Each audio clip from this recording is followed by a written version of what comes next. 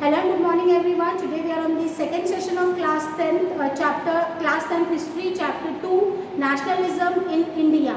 In our last session we have seen that how nationalism started in India through Khilafat movement, and after that when Gandhiji came to India he submerged the Khilafat movement with the non-cooperation movement, and they have started with the non-cooperation movement in India.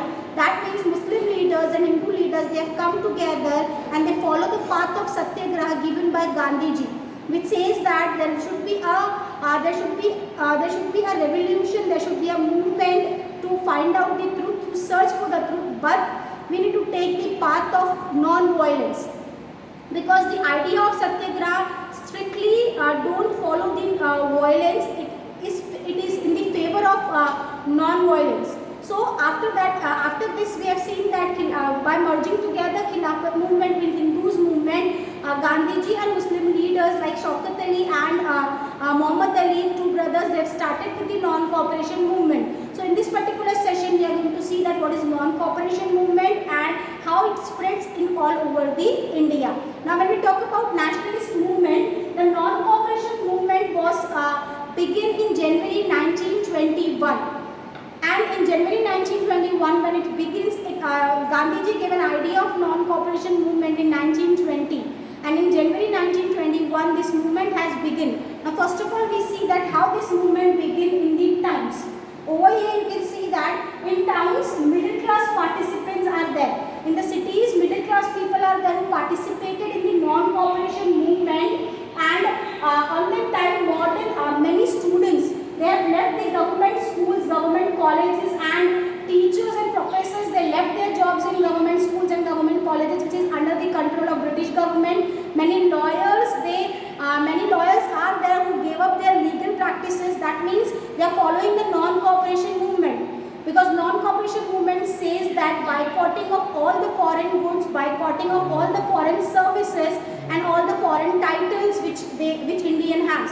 So in cities, this movement has spread, non-cooperation movement has spread, and many students and teachers have left the school and colleges and are run by the government. Lawyers gave up their practices in the court, legal practices are not there. Elections were boycotted in cities, and foreign goods were boycotted. Over you can say that foreign goods were boycotted, liquor shops have been picketed.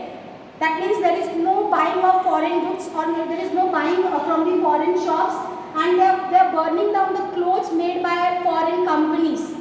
Indian people, they are burning down the clothes, and this result in the negative effect put on the Britishers, because over here you can say that import of foreign cloths held down between 1921 and 1922. The value has been dropped because Indian people are not using foreign clothes.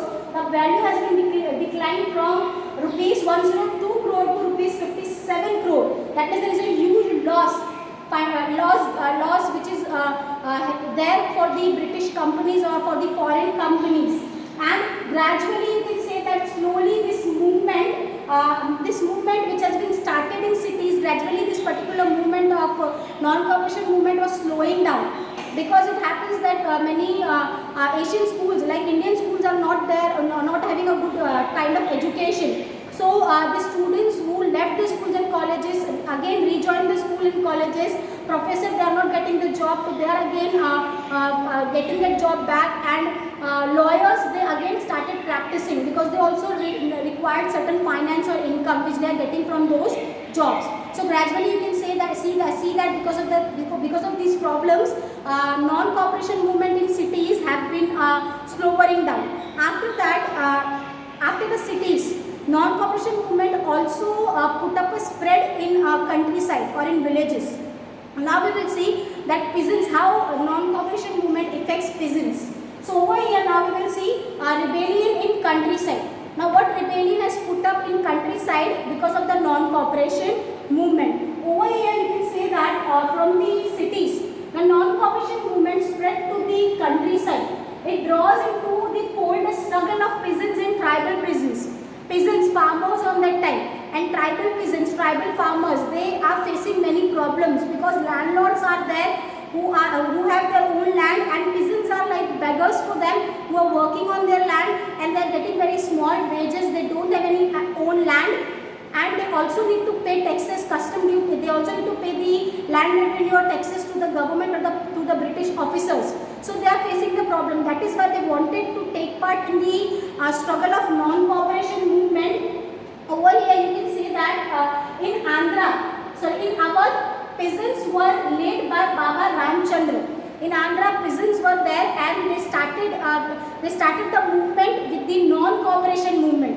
With supporting the non-cooperation movement, their leader was Baba Ramchandra, a sannyasi. He was a sannyasi, and the movement here was against landlords, against the talukadas. Against the talukadas and landlords, peasants have started with the movement because they don't have their own land. They are like beggars to the landlords, and landlords always oppress them, giving them very small wages instead of in their work. And when they started with this movement, Jawaharlal Nehru, they visited the Awadh. They visited in Awadh, and over here he started with the new association for the peasants to solve their problems. And that particular association in June 1920, Jawaharlal Nehru began going around the villages. By October, the Oud Kisan Sabha was set up, headed by Jawaharlal Nehru, to help the peasants and tribal peasants in Andhra or in all over the India. So over here in 1921, the houses of talukadas and merchants were attacked. Peasants denied to pay any kind of taxes. They asked for the equal distribution of land ownership within the farmers. Land ownership will not be there in the limit of landlords. So over here you can say that this movement has started, the non-cooperation movement helped peasants to start with their own movement. After that, in the Gordhan Hills, where Gandhiji gone, and in 1920, Gordhan Hills also started with the non-cooperation movement, and they started leading that movement. On that time, the person who came to lead them was Alluri Sitaram Raju. Alluri Sitaram Raju was the leader. He was having a special capacity, he is having a special power, he was a charismatic personality, and he led the Gordhan Hills of Andhra Pradesh movement with Gandhiji in 1920. But after some time, Raju was captured and executed in 1924, and Raju was also known as folk hero. So over here you can see that how peasants also take part in the non-cooperation movement, how they denied paying taxes, how they denied working in the farms on the landlords, working in the farms of talukadas, because they also want their own right. Now after that, third spread of the non-cooperation movement is Swaraj in plantation. In plantation also you can see that in plantation workers of Assam and tea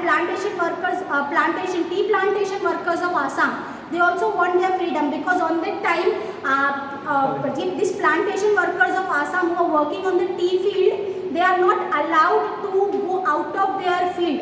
They are allowed to go out of the tea gardens. If they wanted to go out, they need to take the permission of the British officers. And to gain their freedom, they decided to take part in the non-cooperation movement led by Gandhiji. On that time, Gandhiji believed that the Gandhi rule or the Gandhi Raj was there, and they need to support the Gandhi Raj. And in the name of Gandhiji, they started raising slogans like Swatantra Bharat. They also want Swatantra Bharat for them. They also want Swaraj for them. So they also follow the path of non-cooperation movement with Gandhiji. So over here in this particular session, we have seen that how non-cooperation movement had started from the cities to the countryside, and also to the plantation workers who are there in India. So I hope you understand this particular session. If you are having any doubt, you can ask me in comment. Till then, thank you.